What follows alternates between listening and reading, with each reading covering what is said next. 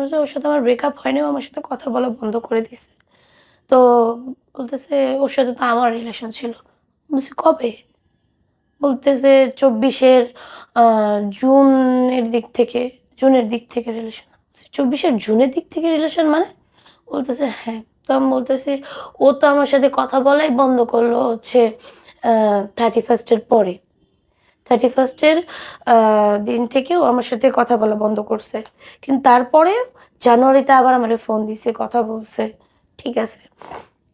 বাইরে দেখা করছে আমার সাথে। তো বলতেছে যে ওর সাথে আমার রিলেশন ছিল।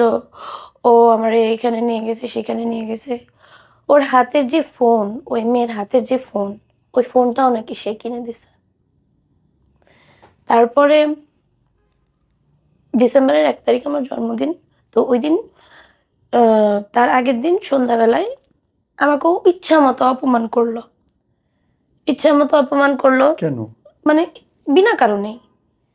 আমার আমার জন্মদিন জন্মদিন পালন করবে কেমন জানি একটা মানে কেমনইভাবে বলল জানি আমি বুঝলাম না। তারপরে আমার না রাগ হয়ে গেছে যে আমার শালা আজকে জন্মদিন তাও সে আমাকে আজকে এভাবে করে বলতেছে।